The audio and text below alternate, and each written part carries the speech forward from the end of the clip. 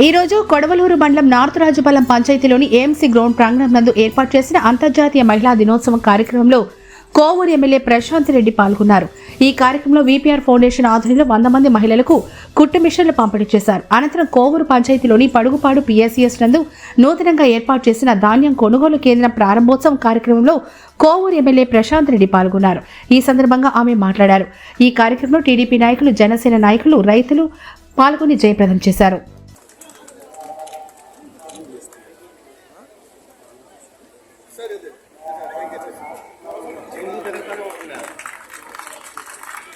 ఇంకొంచెం గట్టిగా కిషోర్ గారిని క్లాప్స్ కొట్టొచ్చండి, ఇబ్బంది ఏం లేదు.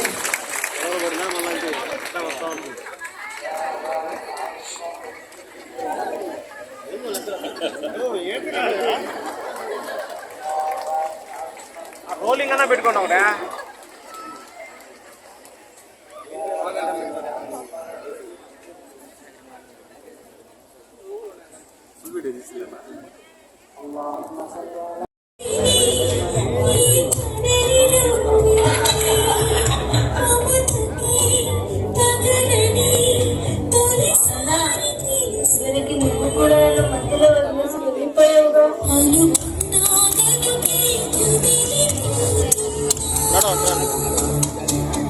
ఎందుకు దేవుడా నన్ను ఇలా పుట్టించావు?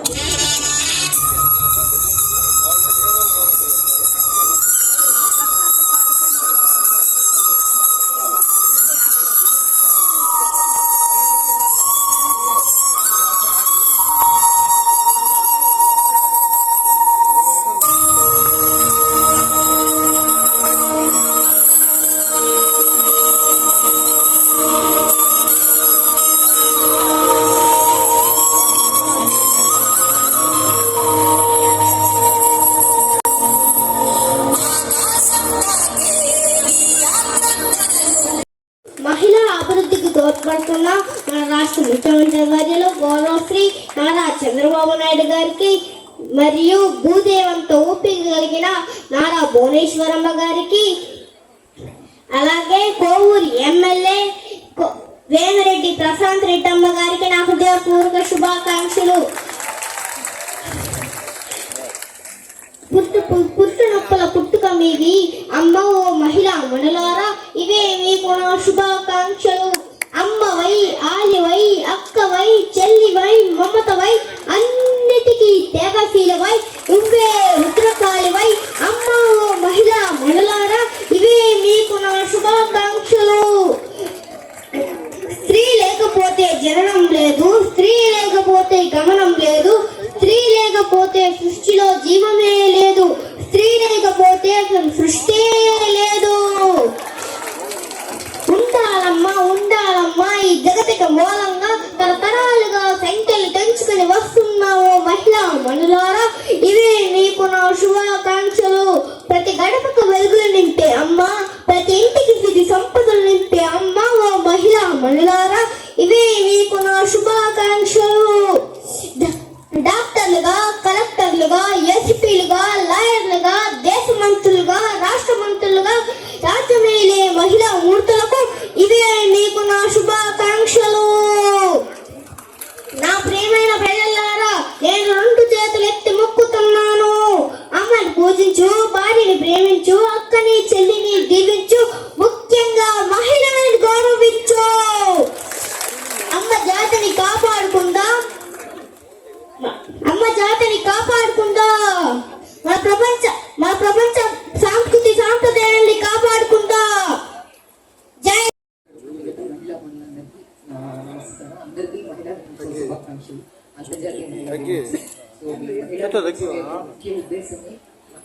సాధికారత ప్లస్ మహిళలు తమను తాము ఎంత ఇంపార్టెంట్ గా ట్రీట్ చేస్తున్నారు, మీకు మీరు ప్రాముఖ్యత ఎందుకు ఇస్తున్నారు అనే దాని గురించి మన నియోజకవర్గం దాంట్లో ఇంకా అందరికంటే ఎగ్జాంపుల్గా మన ఎమ్మెల్యే గారే మనందరినీ అభివృద్ధి మార్గంలో లేదా మనందరికీ లీడర్గా ఉండి మేడం గారే ఉన్నారు కాబట్టి మనకి ఇంకా ఈ మహిళా దినోత్సవం యొక్క ప్రాముఖ్యత మన నియోజకవర్గాల నుంచి ఇంకెవరు జరుపుకోలేరని అని చెప్తున్నాం. అండ్ ఇక్కడ మీరు వచ్చిన ప్రతి ఒక్కరు మీ రంగాల్లో ముందడుగు వేసి అభివృద్ధి చెందాలని కోరుకుంటూ మేడం గారు వాళ్ళు సందేశం ఇస్తారు. అందరికీ మహిళా దినోత్సవ శుభాకాంక్షలు. Thank you ma'am. Thank you so much. మరి మనందరం ఎప్పుడెప్పుడా అని ఎదురు చూస్తున్నాము. మన పురాణాల్లో నుంచి స్త్రీమూర్తికి అత్యంత ముఖ్యమైన స్థానాన్ని అందిస్తున్నారు. అలాగే మనమందరం మన కుటుంబం కోసం ఎన్నో త్యాగాలు, ఎంతో ప్రేమ, ఎంతో సహనం, ఎంతో ఓర్పు అన్నీ కలిపి మన కుటుంబాన్ని మనం ముందుకు తీసుకెళ్తున్నాం. ఈరోజు ఎంతో మంది సమానత్వం గురించి మాట్లాడుతుంటారు. సమానత్వం అంటే ఒకరిపై ఒకరు ఎవరు గొప్ప అని అనుకోవడం కాదు. సమానంగా బాధ్యతలు పంచుకొని ఇంట్లో ఉన్న పెద్దల్ని సంరక్షిస్తూ, పిల్లల్ని సంరక్షిస్తూ, వాళ్ళ భవిష్యత్తుకు బంగారు బాటలు వేయడం, కుటుంబాన్ని ఒక ఇంట్లో ఎంతో ఆహ్లాదకరంగా కుటుంబ సమయం గడపడమే సమానత్వం అంటే అని నేను అనుకుంటాను. అదేవిధంగా ఎంతో మంది స్త్రీమూర్తులు తమ త్యాగాలతో ఈరోజు కుటుంబాలు నడుస్తున్నాయని మనం ఎంతో గర్వంగా చెప్పుకోగలం. అలాగే మనం అందరం కూడా ఈ అంతర్జాతీయ మహిళా దినోత్సవం ఈరోజు జరుపుకున్నామంటే పోయిన సంవత్సరం కూడా మనం జరుపుకున్నాం. ఈరోజు ఇంకా గొప్పగా జరుపుకుంటున్నాం. అందుకు మన ప్రభుత్వం అధికారంలోకి వచ్చిన తర్వాత ముఖ్యమంత్రి చంద్రబాబు నాయుడు గారు ప్రతి కుటుంబంలో ఒక పెద్ద అన్నగా నేనున్నాను మీకు అని చెప్పి మనకిచ్చిన భరోసా అని చెప్పి నేను మీకు అందరికీ తెలియజేస్తున్నాను.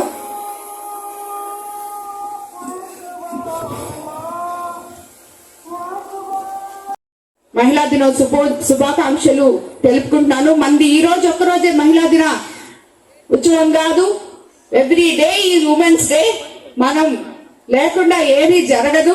నిద్ర లేసి ప్రతిరోజు మన రోజే ప్రతి కుటుంబంలో.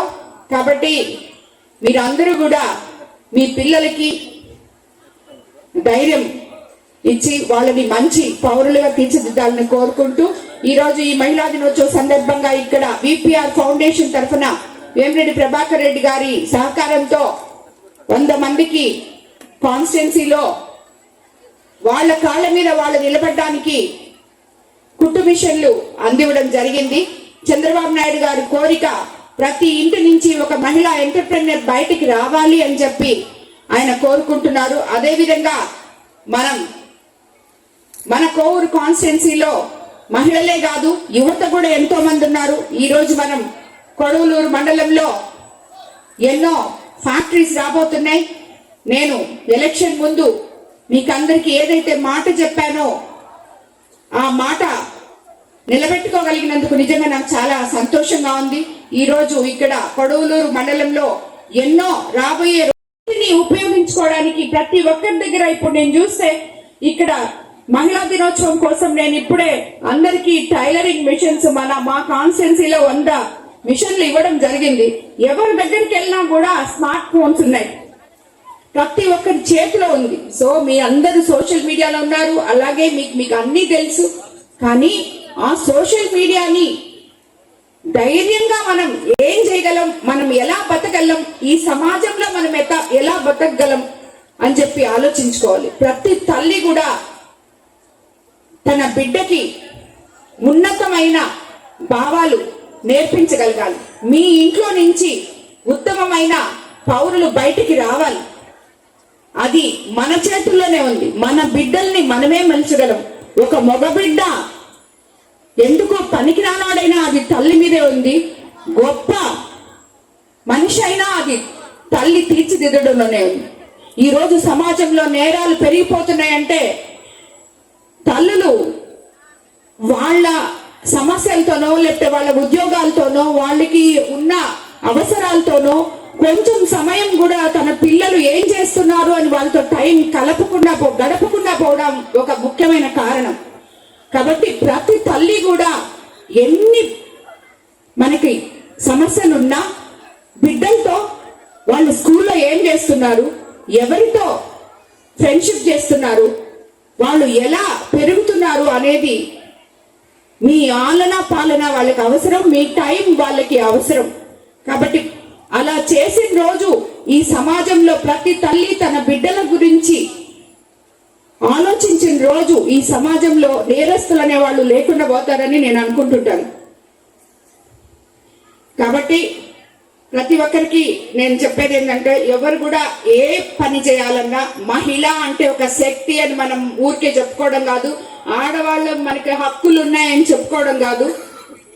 మనం అందరం కూడా మన కుటుంబాల్ని చూసుకుంటూ, కుటుంబ వ్యవస్థని కాపాడుకుంటూ, విలువలు కాపాడుకుంటూ, మన బిడ్డల్ని ఉత్తమ పౌరులుగా తీర్చిదిద్ది సమాజానికి అందించి, మన విధి రాతలు మన చేతిలోనే ఉన్నాయి, మన విధి రాతలు మనమే రాసుకోగలం అనే ఒక మంచి ఆలోచనని ముందుకు తీసుకెళ్లాలని చెప్పి మీకు అందరికీ తెలియజేసుకుంటూ, ఎంటర్ప్రెన్యూర్ గా ఉండాలని చెప్పి వీళ్ళందరినీ ముందుకు నడిపిస్తూ వాళ్ళకి లోన్స్ దగ్గర నుంచి అన్ని అందజేస్తూ ముందుకు తీసుకెళ్తున్నారు. అదే రకంగా దేశంలోనే మొట్టమొదటిసారిగా మహిళలకు సమాన హక్కు కల్పించింది మన అన్న ఎన్టీఆర్ గారు. అలాగే స్థానిక సంస్థల్లో, విద్యా సంస్థల్లో 33% రిజర్వేషన్ కూడా ఇవ్వడం జరిగింది.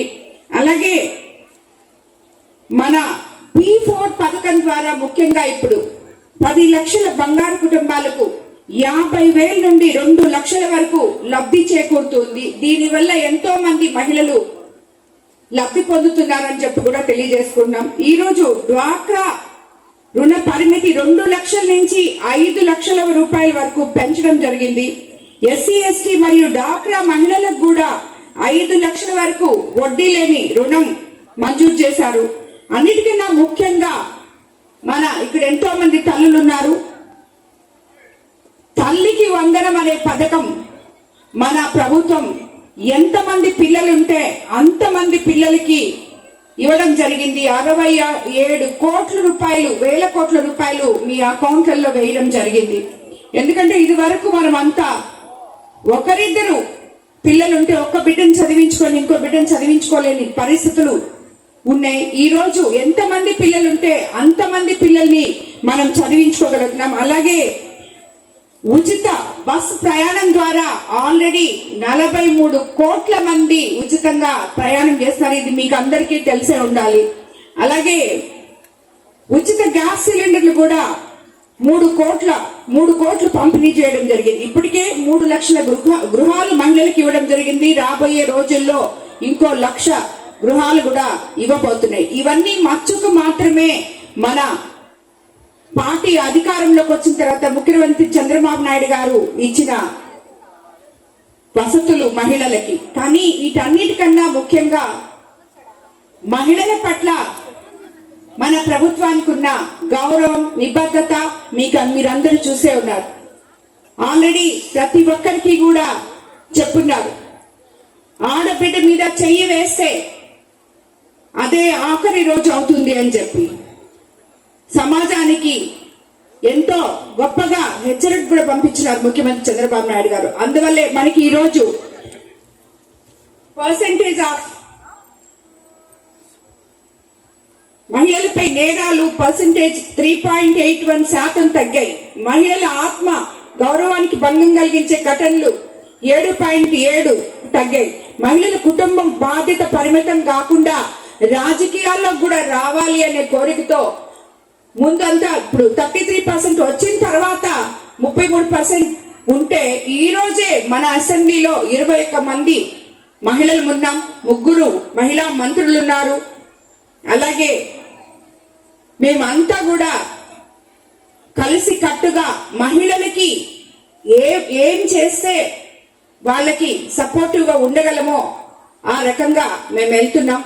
అలాగే కాకుండా ఈ రోజు అందరూ మహిళలు ఇవన్నీ ఒక రాజకీయం అంతా ఒక ఎత్తు అయితే, మన ప్రభుత్వం మహిళలకి అందిస్తున్న వరాలు ఒక పక్కనైతే, ఇంకో పక్క మనం ఏ మహిళైనా కూడా ఆత్మస్థైర్యంతో ముందుకు అడిగేయాలి. ఏ రోజు కూడా ఏదైనా కోల్పోవచ్చు కానీ ధైర్యం అనేది కోల్పోకూడదు. ఇక్కడ చాలా మంది పిల్లలు ఉన్నారు, మీకు కూడా చెప్తున్నాను, ఏది కూడా మన చేతులు మించిపోదు. ఒకసారి జీవితంలో ఓటమి జరిగితే తిరిగి మళ్ళీ ధైర్యంగా ముందుకి అడిగేసే ధైర్యం మనకు ఉండాలి. ఏదైనా కోల్పోవచ్చు కానీ ఎప్పుడు ధైర్యం మాత్రం కోల్పోకూడదు. మీరు చదవండి, ప్రయత్నించండి.